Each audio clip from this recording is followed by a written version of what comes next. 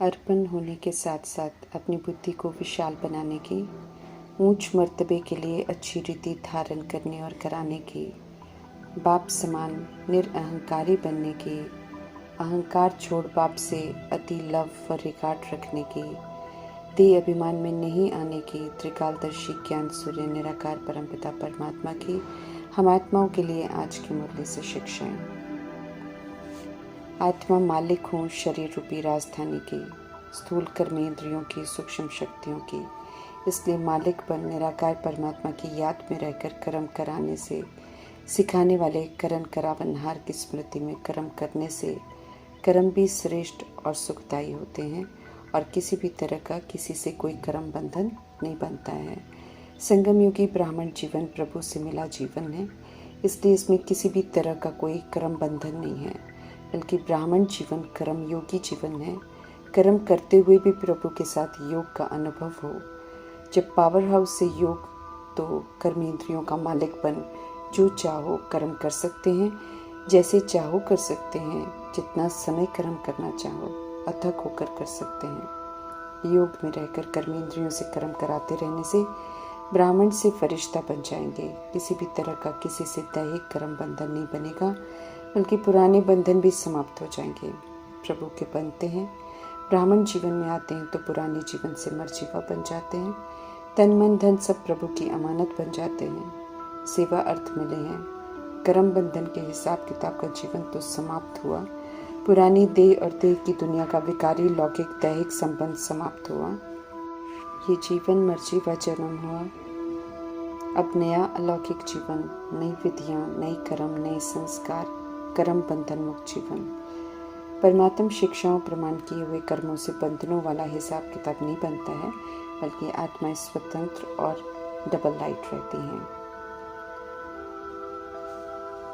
दिलों को आराम देने वाले दिलाराम परमात्मा पूरा साथ निभाते हैं। उनके साथ का अनुभव करना है तो समझ मिलती है कि साक्षीपन की स्थिति में रहो। साक्षीपन अर्थात नॉलेजफुल होकर सब देखना, प्रभाव मुक्त रहते हुए श्रीमत प्रमाण, श्रेष्ठ कर्म करते रहना, सभी के प्रति समान दृष्टि रखनी है। ऐसे कर्तव्य निभाने वालों को दिलाराम के साथ का अनुभव होता है। समझ से विस्मृत होकर हम आत्माएं उल्टे मार्ग पर चल उल्टे कर्म कर पाप आत्मा बन गए। इसलिए रुद्र परमात्मा शिव ज्ञान यज्ञ रचते हैं, जिसमें समझ मिलती है, जिससे अज्ञानता का अंधकार दूर होता है। समझ द्वारा फिर से राइटियस बनते हैं। तो जो शिव पिता परमात्मा सुनाते हैं, वो सुनकर दूसरों को जरूर सुनाने का कर्तव्य निभाना है, ताकि पुनः सब समझदार बने। समझ से हम सब विकारों की कमी कमजोरियों को खत्म करते हैं, और जब ये खत्म होती हैं, हम सब पवित्र बनते हैं। तो फिर सृष्टि पर विराजमान रावण राज्य का और अपवित्रता का विनाश कौरव और यादव बन गई आत्माएं स्थूल विनाश द्वारा स्वयं ही कर देती हैं। रुद्र यज्ञ से नर का विनाश और स्वर्ग की स्थापना होती है। रुद्र ज्ञान यज्ञ से नर से नारायण, मनुष्य से देवता बनते हैं। मनुष्य जो रुद्र यज्ञ रचते हैं, उससे कोई प्राप्ति नहीं होती है। उनकी शांति की चाहना और विनाश न होने की चाहना भी पूरी नहीं होती है, क्योंकि शांति की प्राप्ति के लिए तो अशांति का कारण जानकर उसका निवारण करना जरूरी है, जिससे मनुष्य अनजान है। पवित्रता सुख शांति की जननी है, इसके बिना शांति हो नहीं सकती। इस समझ से अनजान है। अपवित्रता और नरक के विस्तार का विनाश बहुत जरूरी है स्वर्ग के आगमन के लिए। इससे अनजान रहते हैं, इसलिए यज्ञ रच कर भी कोई प्राप्ति नहीं होती है। पूरे 84 जन्म लेने वाली आत्माएं सच्चे ब्राह्मण बनते हैं। ब्राह्मण से फरिश्ता, फरिश्ता से देवता बनते हैं। वे ही उत्तम विशाल बुद्धि वाले बनते हैं। दिल से परमात्मा को याद करते हैं, पुकारते हैं। भक्ति मार्ग में भी यादगार मंदिर बनाते हैं। नंबर 1 पूज्य से नंबर 1 पुजारी बनते हैं। सोमनाथ शिव को पूजते हैं। रुद्र शिव संगम युग में ज्ञान यज्ञ रचते हैं, पुनः मनुष्य से देवता बनाने के लिए, और सिद्धि भी होती है, अर्थात ज्ञान से ऐसा बनते भी हैं। ज्ञान का तीसरा नेत्र अर्थात अविनाशी ज्ञान रत्नों की समझ मिली है परमपिता परमात्मा से, तो उनसे समझ भी रहे हैं और उनसे वर्षा भी ले रहे हैं। फिर औरों को भी दिलाना है। याद दिलाना है कि दो बाप कैसे हैं। रुद्र निराकार को कहते हैं। बताना है कि असल में रुद्र ज्ञान यज्ञ है। दुनियावी यज्ञ में घोड़े को स्वाहा या जौ तिल जैसी स्थूल चीजें स्वाहा करते हैं, लेकिन रुद्र ज्ञान यज्ञ में तो आत्मा की गिरावट के कारण देह भान, देह अभिमान और कमी कमजोरियों को, विकारों को, मैं और मेरे को स्वाहा करते हैं। देह सहित जो भी स्थूल आंखों से दिखाई देता है, तन मन धन सब रुद्र ज्ञान यज्ञ में स्वाहा होता है। अर्थ सहित सब समझना है और फिर सभी को कैसे समझाएं, ख्याल चलाना है। ईमानदारी और वफादारी से ईश्वरीय कार्य को संभालना है। दोनों निराकार परमात्मा और ब्रह्मा की नजरों में हैं हम सब।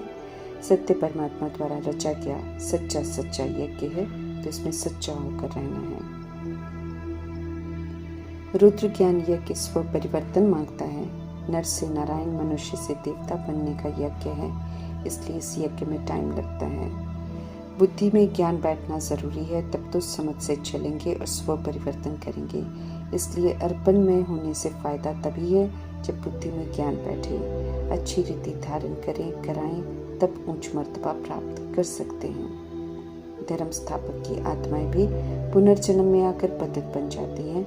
उन्हें भी पावन बनाने के लिए परमात्मा को भारत में आना पड़ता है। रुद्र ज्ञान यज्ञ में इतना समय बैठकर हर बात समझते हैं, स्मृतियों को पक्का करते हैं, अविनाशी खजाने प्राप्त कर प्रयोग में लाकर औरों प्रति यूज कर जमा करते हैं। अनादि आदि विशेषताओं को धारण करना, ज्ञान योग धारणा सेवा के विषयों में 100% मार्क्स लेने का पुरुषार्थ करना, स्वचिंतन कर कमी कमजोरियों को समाप्त करना, ज्ञान का मनन चिंतन कर मगन होकर स्मृति स्वरूप बनना, संपूर्ण परिवर्तन करना समय लगता है, इसलिए इतना समय यज्ञ में बैठे हैं। अज्ञानता की रात और ज्ञान का दिन सृष्टि रूपी ड्रामा में होता है। सूक्ष्म वतनवासी ब्रह्मा तो देवता है, पावन है। ज्ञान यज्ञ की सिद्धि है, सफलता है। सत बाप, सत टीचर, सतगुरु परमात्मा आकर पावन बनाते हैं जब हम उनके बच्चे बनकर उनसे पढ़ते हैं। स्वर्ग की राजाई देने वाले परमात्मा से हर बात समझकर सेंसिबल बनना है, सभी को समझाना है। अपने दिल से पूछना है कि कहाँ तक सेंसिबल बने हैं। खुद को परमात्मा द्वारा सुनाई गई बातें बार बार रिपीट करनी है ताकि समझा सकें। पुरानी दुनिया की सारी सामग्री पतित है, तमो प्रधान है। सभी की सफाई होनी है, इसलिए सारी स्वाहा होनी है। कल पहले की तरह अच्छी रीति सब धारण करनी है। बातें धारणा याद से ही होगी, बुद्धि का ताला भी याद से ही खुलेगा, इसलिए याद की तरफ ध्यान खिंचवा रहे हैं परमात्मा। पतित बुद्धि को इस समय पावन बना रहे हैं, लेकिन समझ दे रहे हैं कि याद में नहीं रहेंगे तो धारणा नहीं हो सकती है, बुद्धि का ताला खुल नहीं सकता है। खुलवाना है तो बिलावट बाप की याद से ही खुल सकता है। समझ देते हैं कि जब तक देह अभिमान है तब तक सत्य परमात्मा से इतना लव और रिगार्ड नहीं रहता है, तब तक उनके डायरेक्शन प्रमाण एक्यूरेट नहीं चलते हैं, बल्कि अहंकार में आ जाते हैं। गुणों और शक्तियों के सिंधु निराकार परमपिता परमात्मा कहते हैं कि वे निरअहंकारी हैं। फिर हम आत्माओं में इतना अहंकार क्यों और किस बात पर आता है? जो सीखते हैं प्रभु से सीखते हैं, फिर किस बात की इतनी होशियारी आती है जो देह अभिमान में आ जाते हैं? अपने आप से पूछना है। ड्रामा ठहरता नहीं है, ड्रामा को भी अच्छी रीति जानना है। सत्य परमात्मा का रिकॉर्ड अच्छी रीति रखना है, उनकी श्रीमत पर पूरा चलना है। प्रजापिता ब्रह्मा जो रथ बने उनका भी रिकॉर्ड रखना है।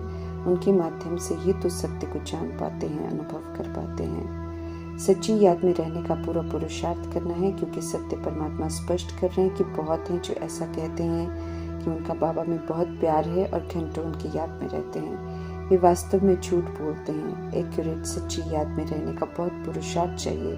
प्रजापिता ब्रह्मा भी कहते थे कि पूरा याद में नहीं रह पाते, क्योंकि माया बुला देती है। मन की, दिल की एक्यूरेट तस्वीर सूक्ष्म वतन की मशीनरी में स्पष्ट दिखाई देती है, इसलिए झूठ बोलकर प्रभु को रिझा नहीं सकते हैं, बल्कि सत्य परमात्मा से सच्चा होकर चलना है। सत्य परमात्मा का कहना मानकर सच्चे प्यार का सबूत देना है और उनकी ही याद में रहने का अटेंशन भरा पुरुषार्थ करना है। फॉलो फादर करना है। अंदर बाहर सत्य परमात्मा से सदा सच्चा होकर रहना है। ओम शांति।